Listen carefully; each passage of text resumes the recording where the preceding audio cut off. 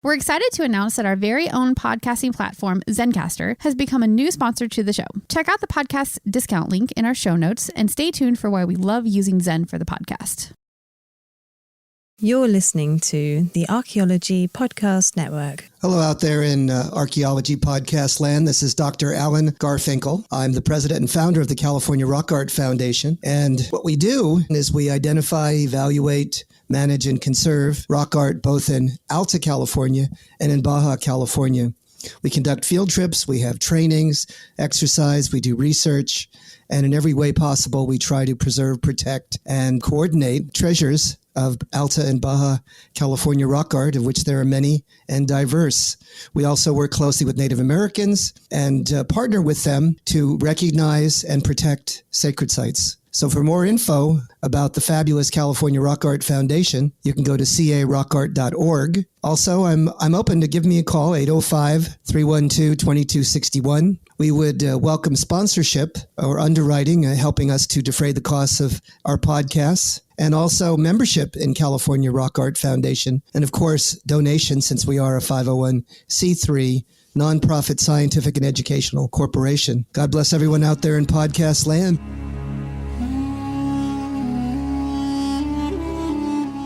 You're listening to the Rock Art Podcast. Join us every week for fascinating tales of rock art, adventure, and archaeology. Find our contact info in the show notes and send us your suggestions.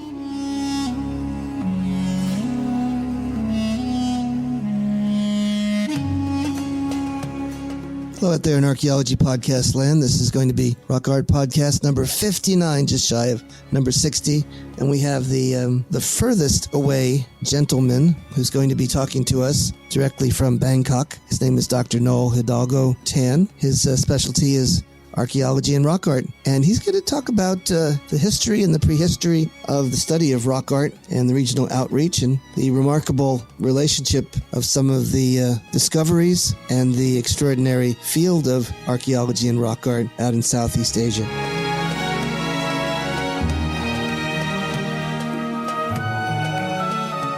Hello, everyone. This is Dr. Alan Garfinkel with your Rock Art Podcast on the Archaeology Podcast Network. We are blessed and honored to have a gentleman that is probably the furthest afield in terms of geography that we've ever interviewed in the 60 episodes here. This is Dr. Noel Hidalgo Tan. He indeed is an eminent archaeologist from Southeast Asia.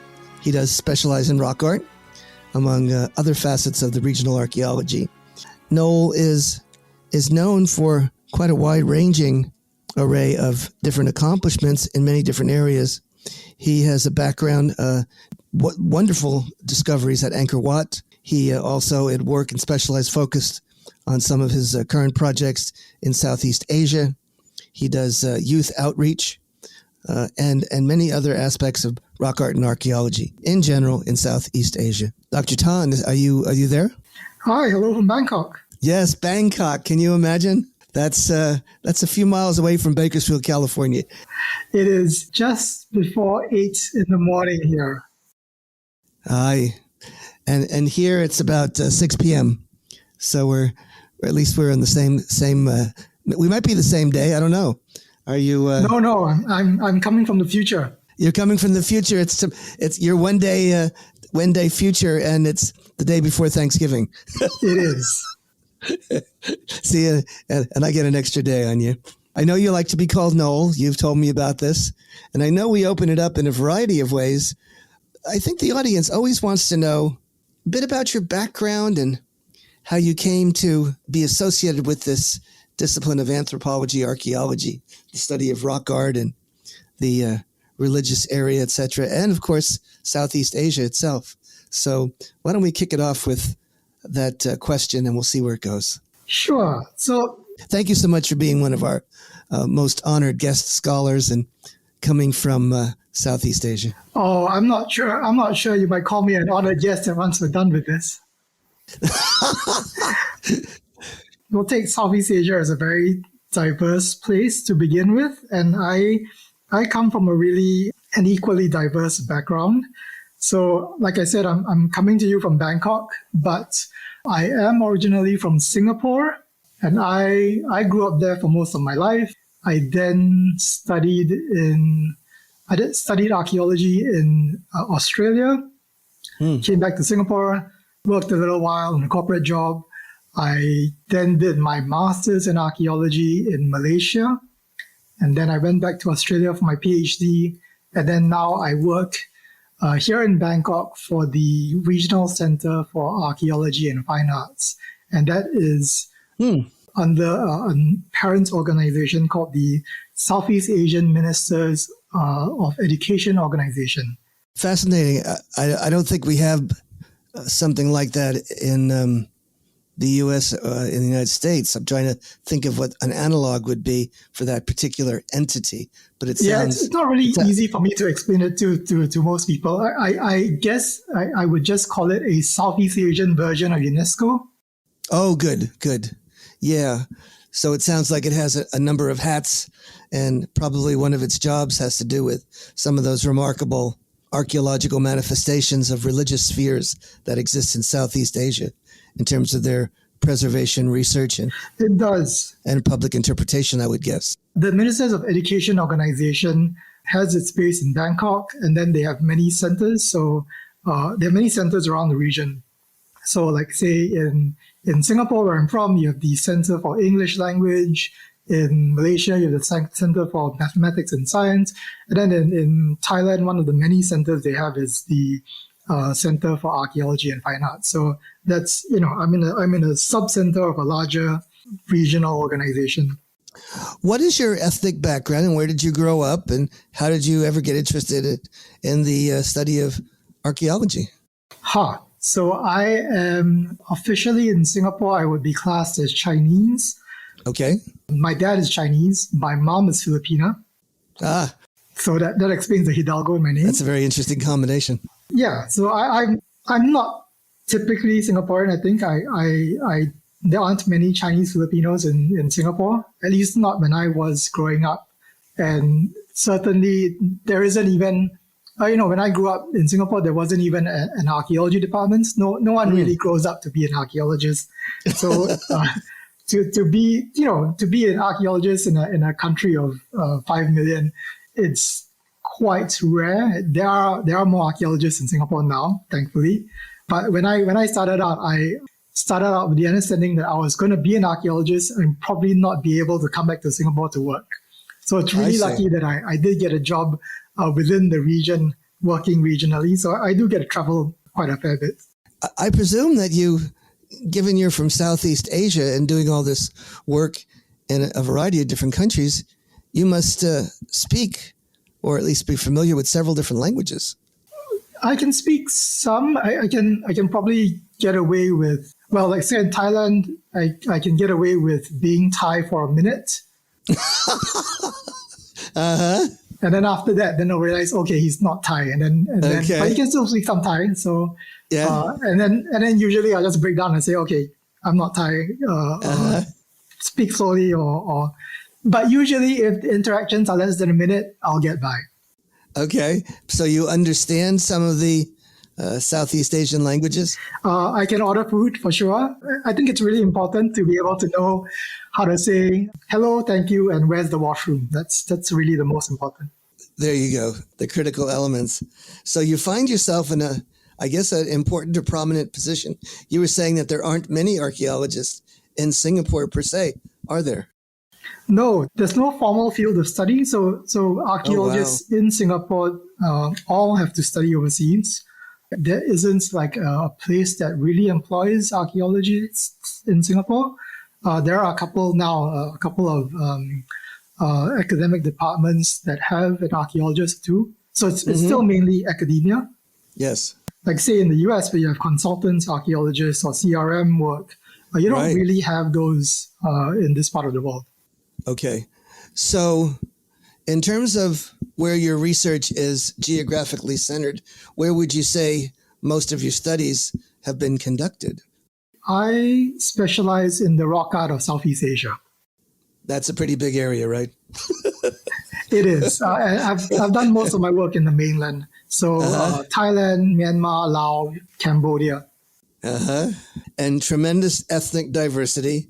and I would presume a grandiose historical thread going back hundreds, if not thousands of years. Yes and no.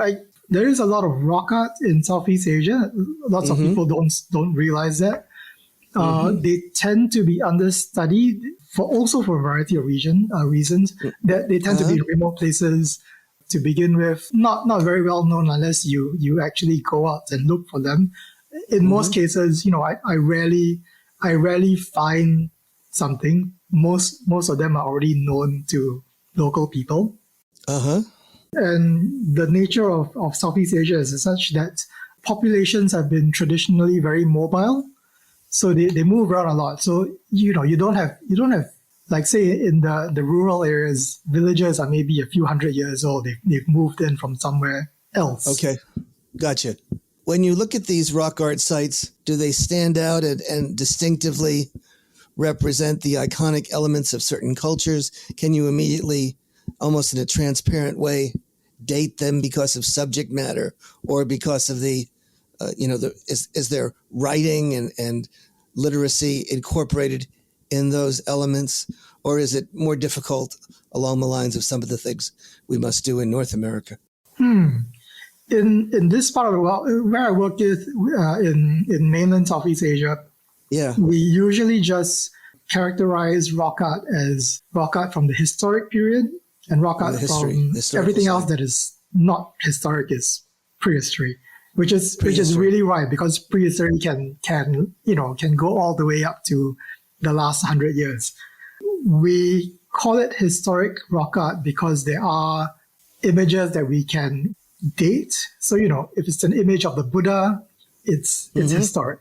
It's an image of a Hindu god, it's historic. If it's an image of a car, it's historic. But by and large, what we think of as prehistoric rock art, and that is the majority of the rock art in Southeast Asia, they are just largely defined by red paintings, period. So it's a very wide scope. Is it religious traditions then, and the ethnic associations of those religious traditions that mark the various types and expressions of rock art in Southeast Asia for the historic complement? Yes.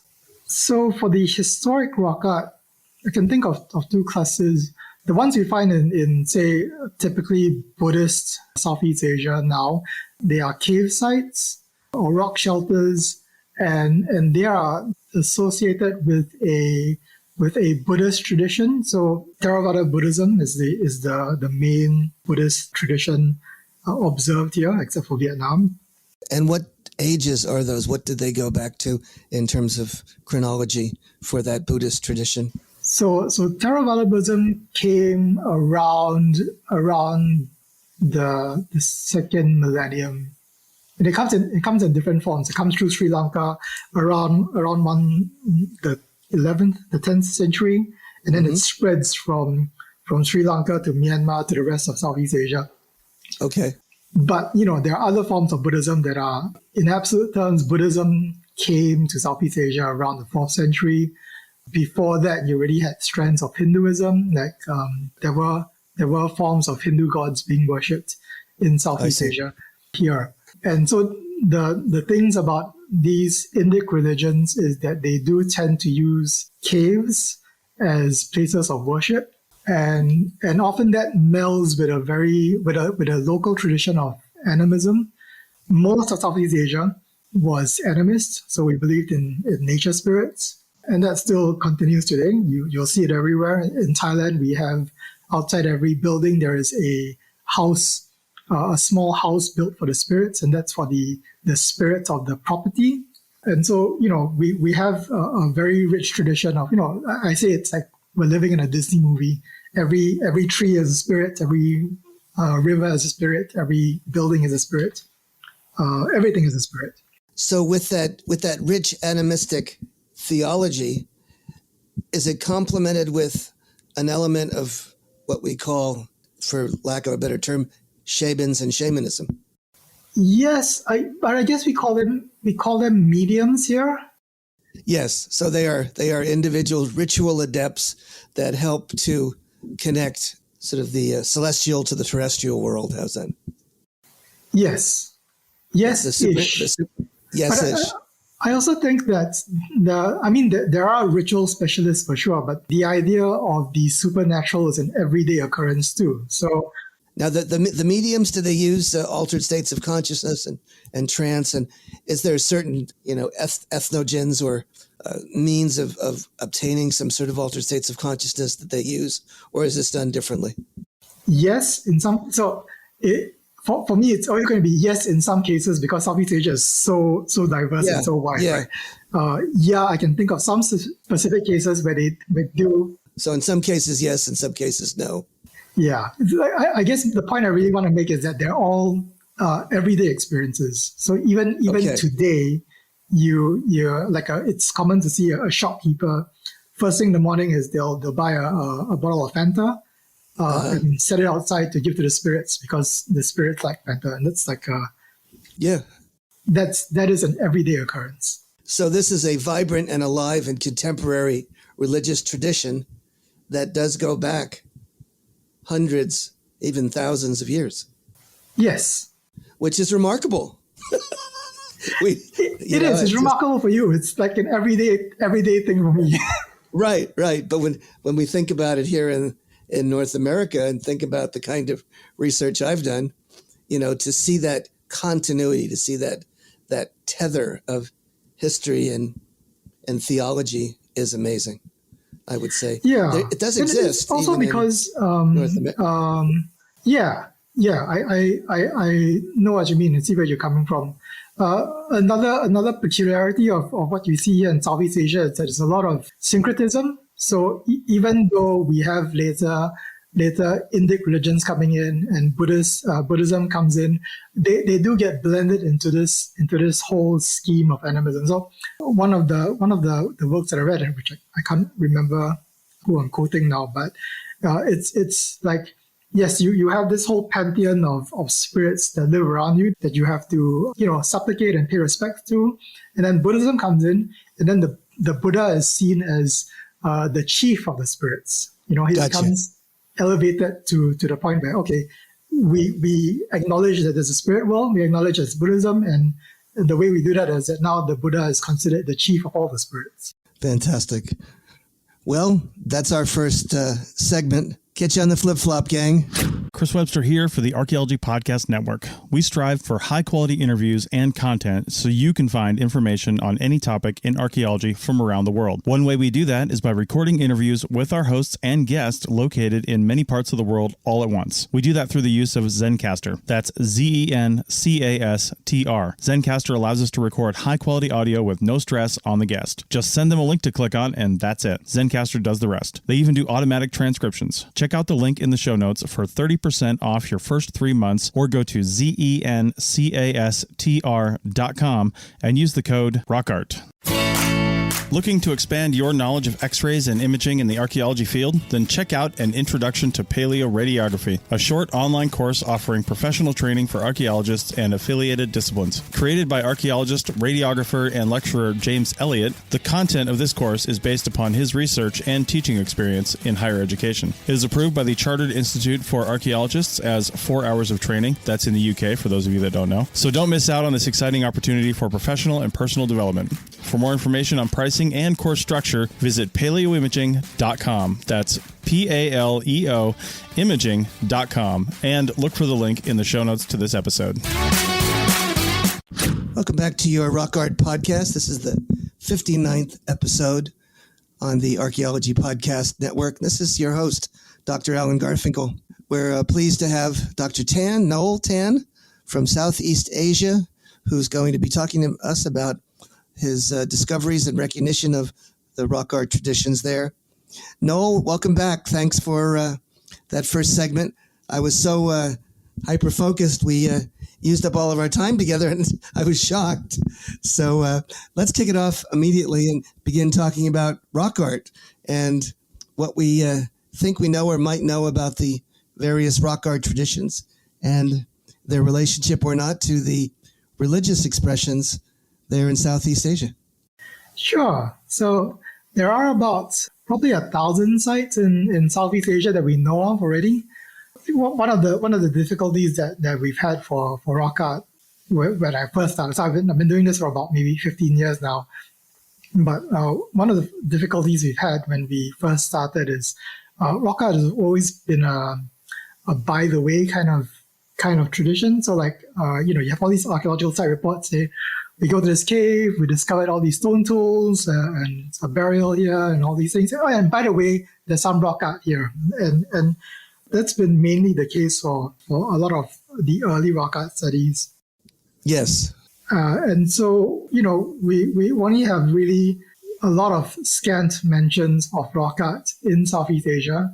And one of the things I wanted to do is to just be systematically record rock art, a rock art site, and be able to do that over time and build that baseline recording.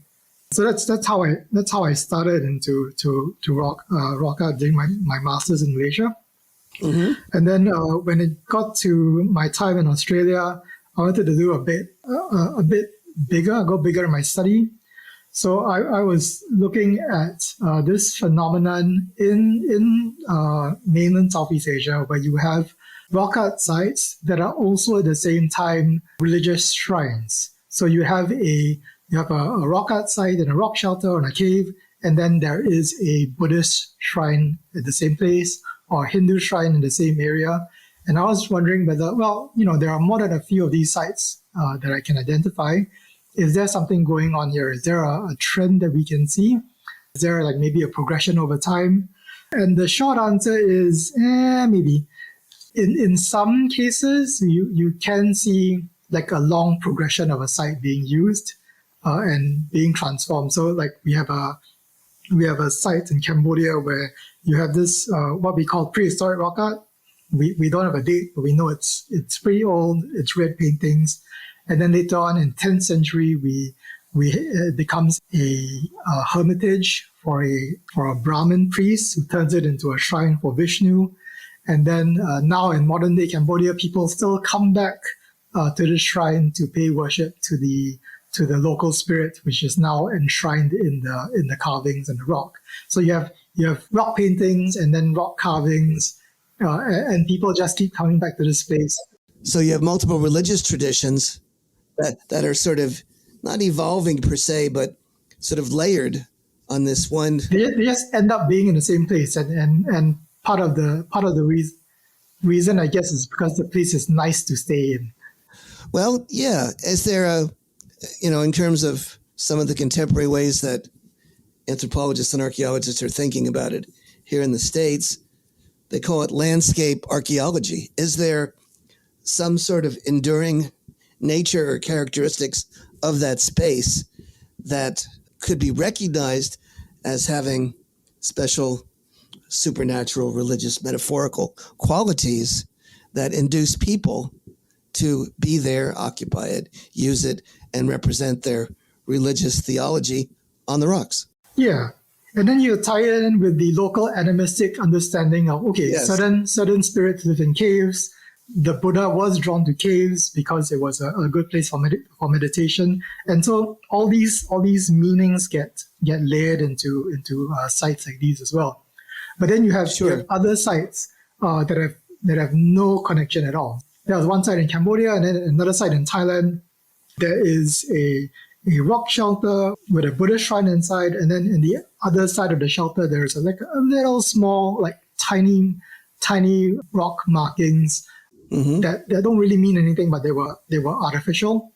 And then in front of this shrine there are standing stones, Buddhist standing stones that date to I think the 9th century. And then I spoke to the monk at the monastery nearby. And he says, well, oh yeah, my monastery has been here for 1,000 years. And then I asked him, can you tell me about the rock art? And then he asked me, what rock art?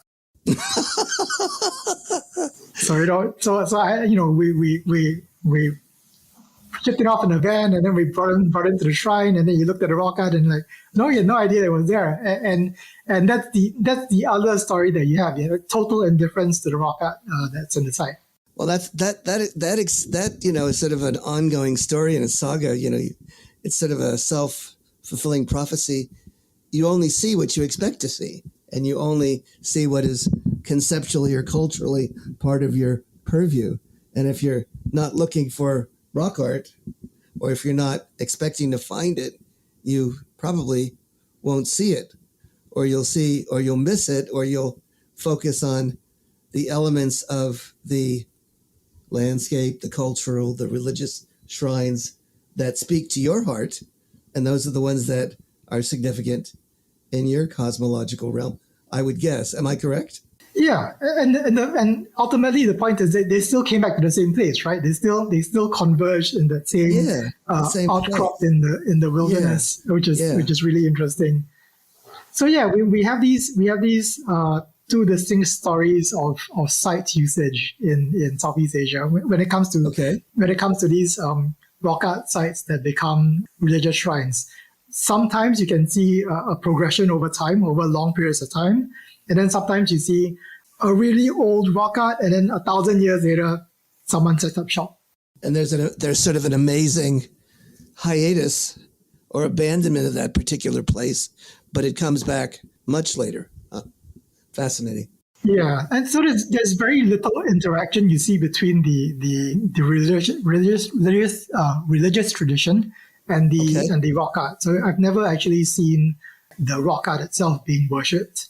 Most of the time, it's just like, okay, this place is powerful. This place has some sort of spiritual potency, and the entire place. It's like in at least one site, I know that the rock art is protected because there is a shrine on the floor, and no one can get to the rock art because of the shrine. Do the religious traditions that at least recognize the rock art have any explanation or context for it? Do they know or have an understanding of who or what created the art or the subject matter itself? Is there subjects in there that interlink or are part of They don't seem particularly interested in it. Fascinating. No, not at all. So there's an entire indifference to the rock art. It's there. We won't destroy it. We know it's there, but it's just there. It's not. Is there any relationship between the archaeological elements that are there, be it architecture or the physical remains, and the rock art? No. That too. There's no. At least that place where I told you the shrine is in front of the rock art. Because the temple has been there for a while. So it makes your job a little harder, doesn't it? It does. You can't say, I want to excavate here, because you can't. Yeah. What is this rock art? What does it date to? What's its subject matter? Who did it? Why did they do it? What does it mean? If I asked you all those questions, you probably have a somewhat of a hard time occasionally responding. Yes or no? Yeah, no. I guess the common interpretation is that they were made by hunter-gatherers who lived here thousands of years ago. That's what it is. So, is the development of the study of rock art in South Asia, where does it fall along the lines of sort of our understanding worldwide in terms of trying to understand its theoretical and chronological and some of its cosmological elements? So we started out with rock art studies here, still just being very descriptive. This is the rock art, this is what it looks like, here's our uninformed interpretations. And then in the last decade or two, we have been getting lots of good science in now. So my colleagues in Indonesia, they've been doing really good dates of rock art sites. So in Sulawesi, in Borneo, we have some of the oldest rock art sites in the world now. They are dated to 45,000 years old. And that's completely changed the way we think about rock art, because I know they are old. That's amazing. That is some of the oldest rock art sites in the world. It is. We keep getting consistent dates. How do they date them? I guess sort of a thumbnail. What are the images of at 45,000 years ago? So 45,000-year-old rock art in Sulawesi that was announced this year is a picture of it's a picture of a native pig. Yes. I think I remember seeing that. Yeah. So that makes sense. It's an animal. And and before that, we have dates from 43,000 years, 39,000 years. So they're fairly consistent across the board about the dates. Beautiful. And are they? I presume they're in caves. They're in caves. They're in proper caves. And are they polychrome or are they in monochrome? Are they just red or do they have many colors? They are just red paintings, different shades of red, but mostly red, dark purple at the most. And how does one go about dating the rock art back that old? So the ones in Sulawesi are dated by uranium series. Yes. So it's like carbon dating, but you date the uranium, thorium. Yeah. And they do a sandwiching of the pigment. So they date the layer underneath the pigment, and then they date the layer above the pigment. So you get a really precise date of when the pigment was applied. Well, that's rather amazing, and that's rather significant. Are there archaeological materials intimate or physically associated with that kind of expression, those cave paintings? There are. So in some of these caves, we do see, and here the argument is out on whether they are purposely built as decorative pieces or whether they are just byproducts of some sort of manufacture. But you have like flakes, stone flakes with scratches of them. And these sites are still being investigated. So sure. the ones in Sulawesi, they're being investigated in the context of, all right, when did humans reach Australia? Right. Because we know that they were there around 50,000 years ago. They must have come through Southeast Asia, and so all these rock art, all these findings that you have from the Paleolithic are all associated with the movement from Southeast Asia down. We have like 45,000-year-old dates in Indonesia, which suggests that there are rock art sites in mainland Southeast Asia that are older or as old. We just haven't dated them yet. Right. And what about the corollary archaeological assemblage? I presume that's some sort of a flake stone, and there are no other figurines or other kinds of... Yeah, we only have the flake stones, the stone tools, the lithics to find. Yes. Not... In the tropics, you don't get a lot of human remains that last that long. Right. None of those Venus figures, huh? No, none of the Venus figures. That would be something, wouldn't it? Yeah, that would really be something. No, I'm trying to think if we have any kind of figurative. I don't think so. I don't think so. All right. So going from the beginnings of rock art, what's the next tradition we see after the most primitive and incipient sort of animal ceremonialism? What comes next in the majesty, in the evolution of rock art? That's the thing. So I've been trying to find like strands of, all right, are there ways that we can look at rock art instead of just single sites and start comparing sites across the region? So, right. I've been just playing around with different ways. A few years ago, I was looking at elephant depictions in rock art, which is interesting because you have like the really early depictions of rock art, elephants, presumably wild elephants, and they are always depicted small because they are things that you observe from far away because you don't want to be close to a wild elephant. And then once you get to the historic period where elephants are tamed or elephants become a symbol for the Buddha, then you have close-ups of elephants or larger elephants. And so you have this trend where, okay, prehistoric elephants tend to be small and then they get bigger over time or they get seen as tamed over time. I don't like the word domesticated because you don't really domesticate an elephant. You don't, you don't, back in those days and today still, you essentially capture a young elephant and then tame it from young. That's what you do.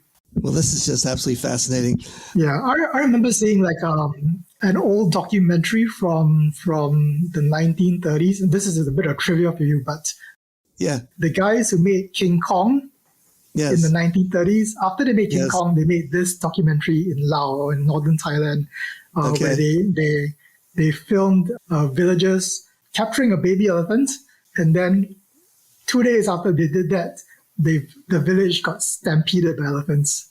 There was no more. Right? So, it's not something one does not just simply tame an elephant. And one doesn't mess with elephants in Southeast Asia. Obviously, it has terrible ramifications. So a few years ago, I came across there was this new site in Myanmar and Burma that was just discovered. It was a brilliant rock shelter with a really high wall, and you could just barely see the outline of an elephant, a life-size elephant. Wow. So, it's a large elephant. And then once you ran it through D-Stretch and you got the scans of it, you realize that, okay, not only is it a large, a life-size elephant, but it is an elephant that's surrounded by people, and the elephant has a leash on the neck. So it might very well be the first instance of an elephant taming scene. That's fantastic. How exciting. Well, we'll catch you on the flip-flop, gang, for the talk to you soon. You may have heard my pitch for membership. It's a great idea and really helps out. However, you can also support us by picking up a fun t-shirt, sticker, or something from a large selection of items from our TeePublic store. Head over to ArchPodNet.com/shop for a link. That's ArchPodNet.com/shop to pick up some fun swag and support the show. Hello, gang. This is our third segment, the final conclusion of the three-part story of rock art in Southeast Asia. We're blessed to have Noel with us, Dr. Tan, and he's going to talk about some of his outreach and his educational efforts on the study of rock art. Noel, let's kick it off, and I'll give you the platform here to talk about how you have begun to share your passion for the study of rock art with the online folks as well as the general public. Yeah. Well, so, like how I said in the start, one doesn't grow up in Singapore wanting to become an archaeologist, right? So one of the first things I did once I realized that, okay, I really do want to be an archaeologist, but there's no way to learn to be an archaeologist in Singapore. So one of the first things I did was, okay, if I can't learn, maybe I should learn for myself. And I decided to start up a website about the archaeology of Southeast Asia. In this website, all I did was to just collect the news of archaeology in the region, and then just post it up as a news blog, just to keep myself and whoever might be interested updated. And that has grown. So I've kept working on this website for how long? 16 years now. 2000. How many years? 16 years. 16. Like I say, I'm older than Twitter. Yeah, 16 years on a website. Boy, the internet, has the internet been around? 2006, so no, 15 years. Wow, that's amazing. Tell me how many followers, subscribers, views you have. Give me some sense of the audience. So the audience, I get it's not very big. I have, say, between around 6,000 visitors, unique visitors to the website every month. Instagram is about 7,000. I have an email list of about 1,000 people who, they get the news uploaded to them. Twitter, I'm on Twitter. So everything's on SoutheastAsianArchaeology.com. So that's fantastic. So that's your niche. You're known as SoutheastAsianArchaeology.com. Thank you. Yeah, for a while, I used to be going to these conferences and everyone comes up to me and says, "You're that guy. You're the guy from the website." And yes, I'm that guy. I made it into a conference paper once. It's quite funny. And it's been my way of keeping in touch with the community and also just being knowledgeable about what's happening in the world. And so I have a resource guide for the rock art of Southeast Asia on that website too. Mm-hmm. Where, if you want to find out about, research papers, pictures of sites, it's over there. That's wonderful. That's something that I've had for a long time. It's probably like the longest professional thing I've done. It started before I became an archaeology student. Now that I'm still working in an archaeology role in an intergovernment organization, I still run it. It's been very useful for myself, and I hope for people. So it's a resource for the general public and also for the scholarly community of Southeast Asian rock art scholars, avocationalists, those interested in that subject, correct? Yeah. So it's been I feel like a genuine form of public outreach, and I'm quite proud of that achievement.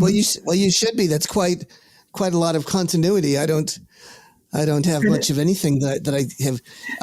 I've switched wives 3 times since then.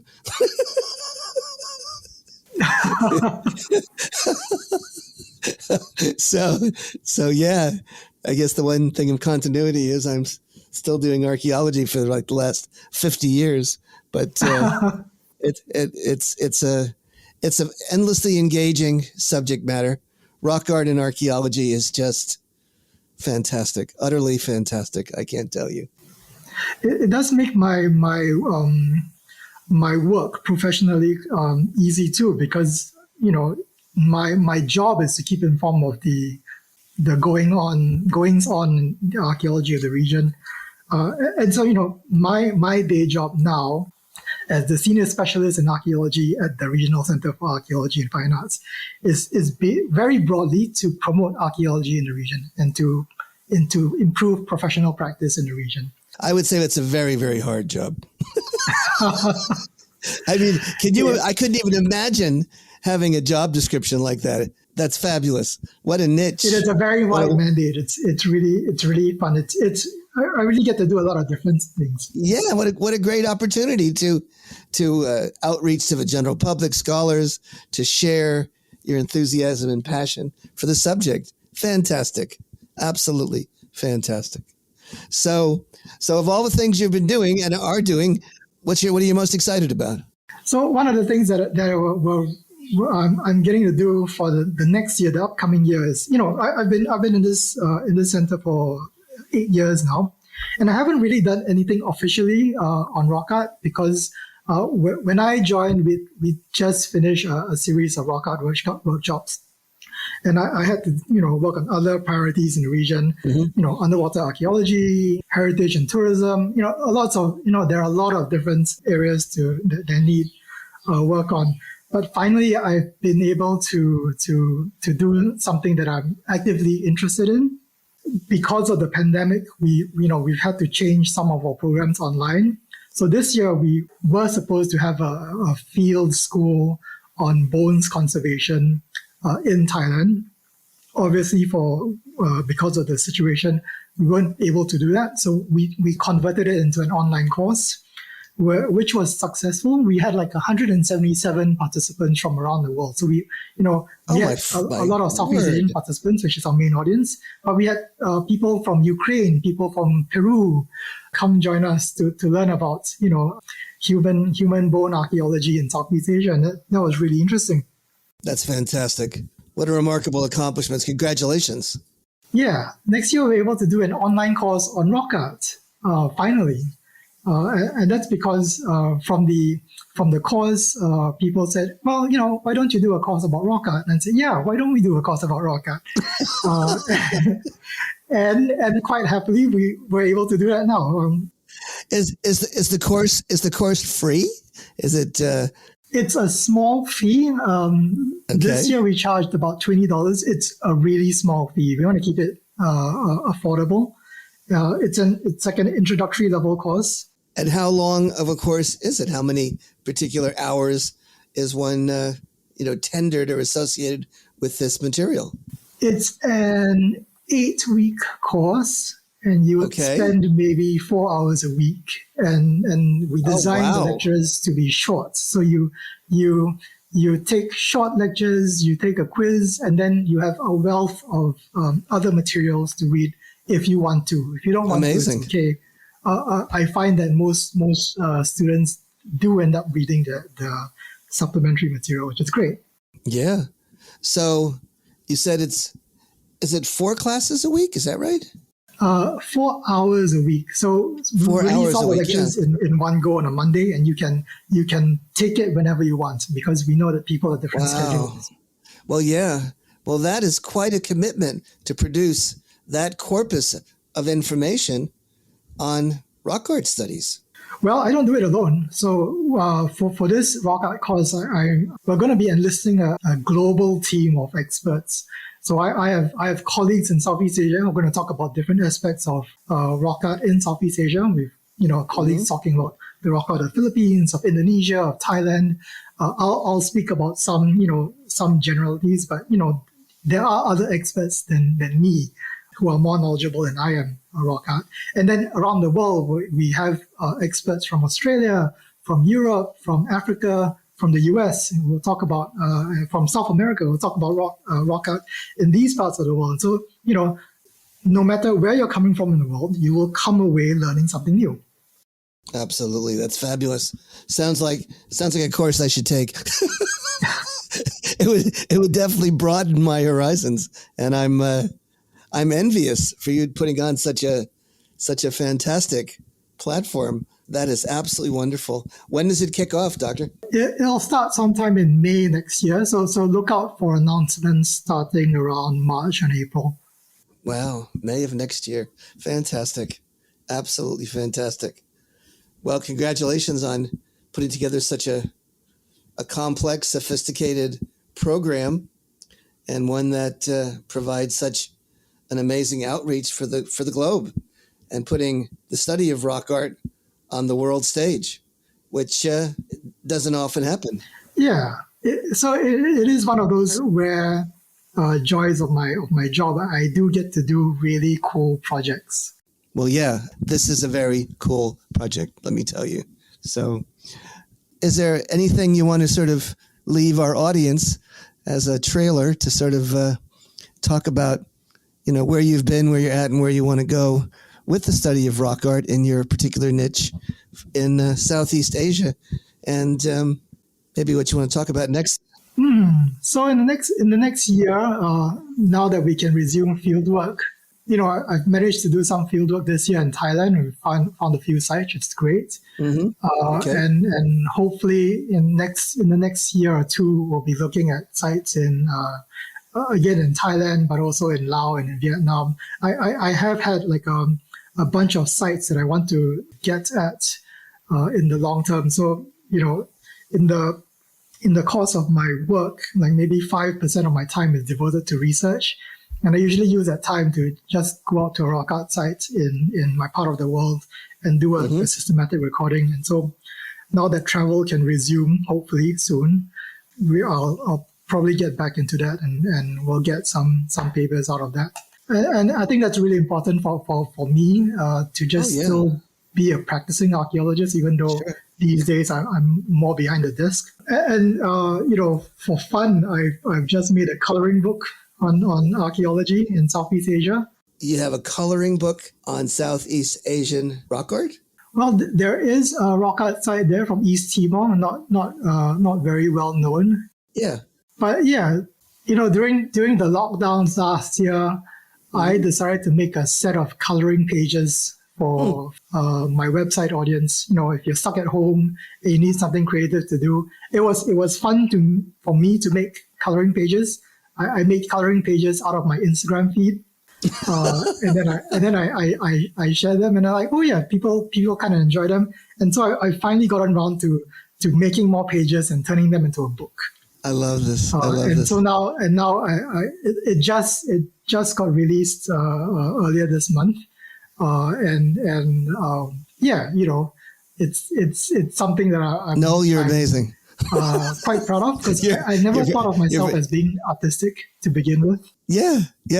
But you're artistic, but also you have ambitions and background in such a eclectic array of subject matters, and you're at the helm of such an exciting series of interactions with all kinds of demographics, all kinds of stakeholders and interesting people. Yeah, I think this is fabulous. Absolutely fabulous. Noel, it's really a pleasure to get to know you a bit better. I have to have you back again soon, because I'm sure that whatever we did in this little podcast was just a beginning to try to scratch the surface on what's going on in Southeast Asian rock art And it's sure. There's so many tangents that we can get off on. Southeast Asia is such a diverse place, and there's so many, and we're just scratching the surface. Here, we're just speaking in English. Yes. We're talking about such a limited area. Most of Southeast Asia doesn't speak English. Most archaeologists in Southeast Asia don't speak English, and that is such a big barrier that needs to be crossed. Sure, absolutely. Well, thank you so much for coming on. Hey, gang, see you next week on the Flip Flop. I hope you've enjoyed our adventures in Southeast Asia with Dr. Noel. And next week, a surprise again. Never know what you're going to hear on the Rock Art podcast because it's always a surprise. Take care, gang. Have a good Thanksgiving.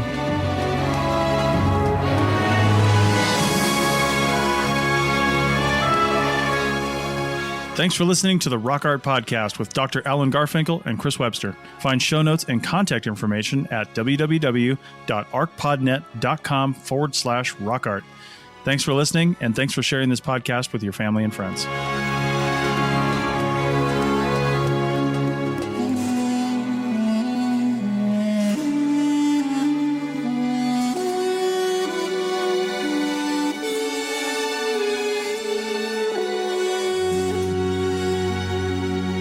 This episode was produced by Chris Webster from his RV traveling the United States, Tristan Boyle in Scotland, DigTech LLC, Cultural Media, and the Archaeology Podcast Network. And was edited by Chris Webster, Rachel Roden, Laura Johnson, Max Lander, and... This has been a presentation of the Archaeology Podcast Network. Visit us on the web for show notes and other podcasts at www.archpodnet.com. Contact us at chris@archaeologypodcastnetwork.com. Thanks again for listening to this episode and for supporting the Archaeology Podcast Network. If you want these shows to keep going, consider becoming a member for just $7.99 a month.